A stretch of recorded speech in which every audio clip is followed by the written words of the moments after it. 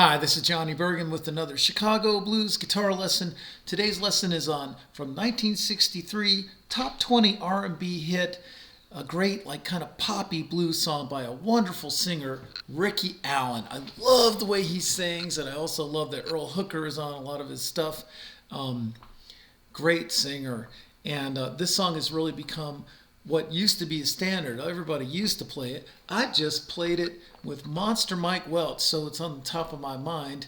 Well, we played a show at the Ruins in Hood River the other day, and Monster Mike, if you don't know his music, Monster Mike Welch, he is just tremendous as far as bending strings and putting that passion in there and really telling a story with his solos and everything. It's tremendous. So it was really fun to play with him, and this song was even by request. So, this song has not gone away.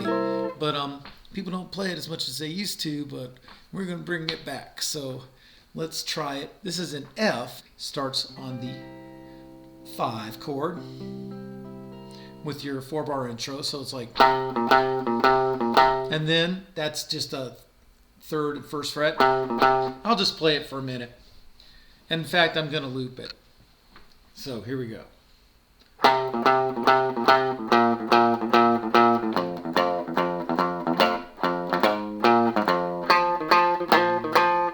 miss a loop.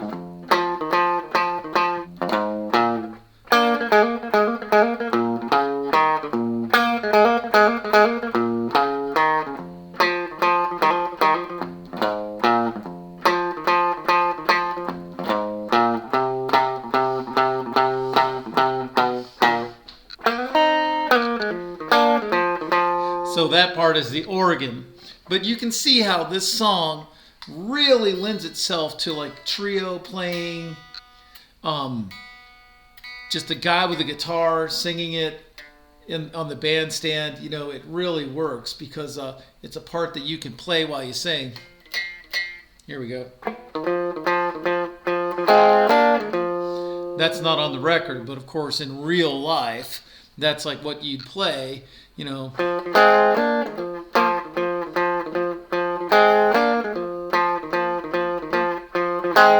to give it a little tug there, and then it's like that song Strange Woman by Muddy Waters, or Help Me, of course, But, they put a little pop twist on it. Now, the actual way the record is really cool because I never realized it did this. So it exploits being an F with the open strings, and like real blues guitar playing to me always exploits the open strings. I mean, even look at like Pee Wee Crayton. It's like, or and T-Bow, that kind of thing, or Freddie King,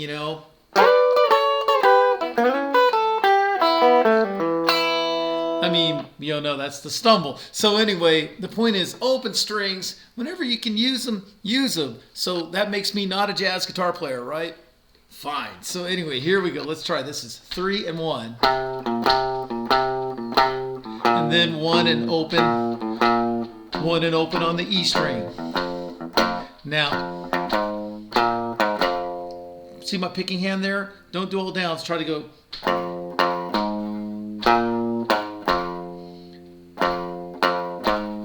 And then down, up, down. You might have to do a little bit of practice to get.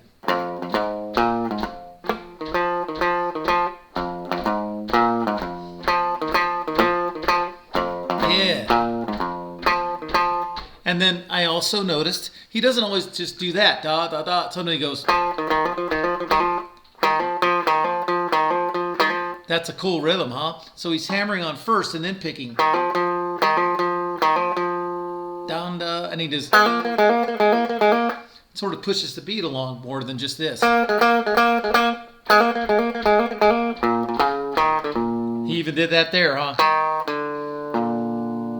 Cool. That's cool. 1st fret open, 1st fret A string. So 1st fret open on the D. Yeah, man, this song is cool. And then,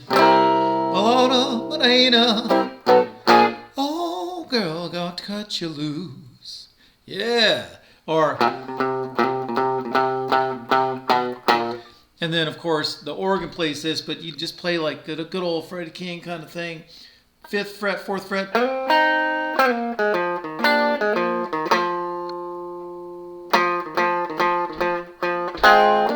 Notice each of those minor thirds, I'm sort of tugging it a little bit up towards your head, not down towards the floor. You'll thank me later. Just push it up a little bit, or just a little bit. Don't do that.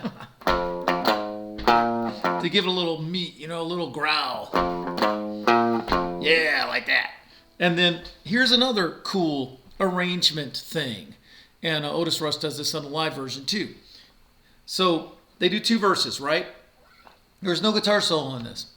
It's like, okay, we don't have time for this because this is all about Ricky Allen and what a great singer he is. He could have been like the next Junior Parker. I mean, as far as the charisma and his singing and everything. So then he goes. I'm usually kind of down. I'm usually kind of anti down, up and down strokes because you don't want it to sound like.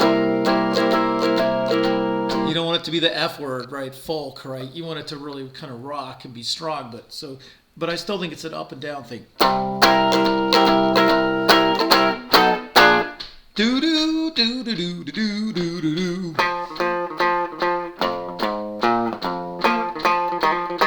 And there's that. Yeah, I did that a few times just to sort of teach it a little better, hopefully, or demonstrate it. Yeah, like that. So, and that's cool. For some reason, on the live version, Otis Rush does it twice.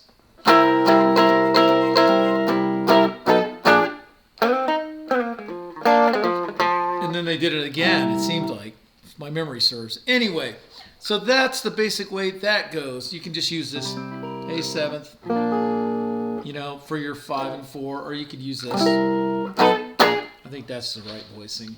So now, okay, let's try a loop, and then I'm going to start playing the melody. I'm not going to teach this exactly like chapter and verse, but you know, the melody is really strong in this song. Well, I worked, pretty babe. What have I got to show? Only thing you give me, hard way to go. So, I mean, if you could play that melody, you're doing pretty good. And Otis Rush really sticks to the melody. In fact, he plays like down here, or in this case, we're in G, down here for 2 go-arounds before he ever comes up here. So you've probably heard me talk about that before. You don't want to just come out with all your guns all at once. You want to like save some firepower for a little later after they're following you along, and then you have to hit them with something even harder, right? So wait for all this stuff, which is the same thing as this stuff, but up here. Am I making sense? So I'll tell you a story down here for a while. So I'm going to go ahead and loop it. You know, I'm just going to stick in F because I want to review this again. I'm going to do a loop, and then I'm going to play some melody over it. And you guys can practice playing nice melodies and good, strong bends. Now, I always talk about these bends. Scratching the mosquito. We'll stick to F. So let's say you're in F. So we'll stick to F, and let's just say you're playing the root note. So I bent from the 4th fret to the 6th fret. So you want to hold it up there, and then just release it a hair and bring it back.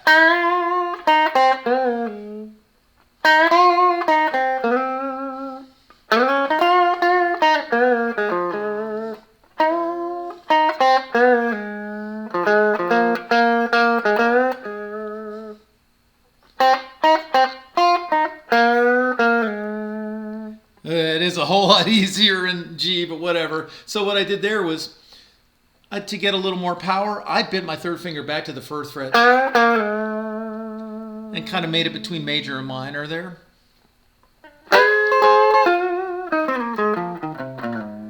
And then I changed positions to sort of comment on what I said.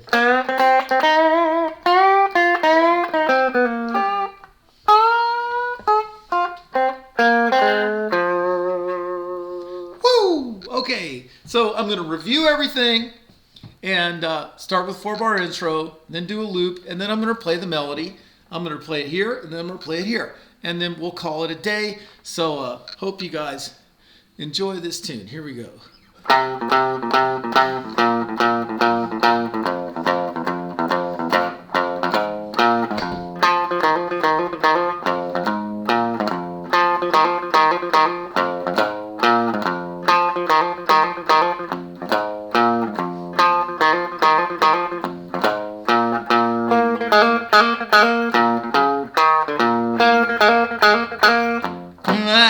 Messed up.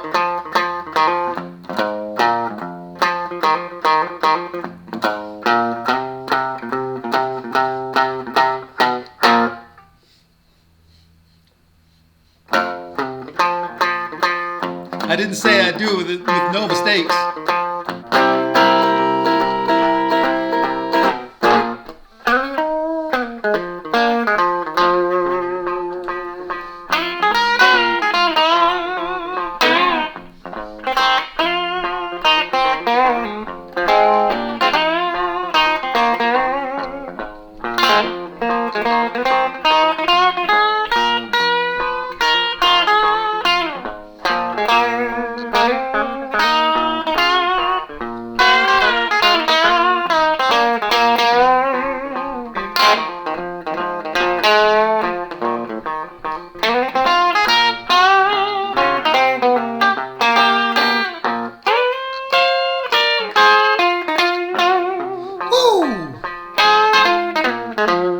Now let's try to hear.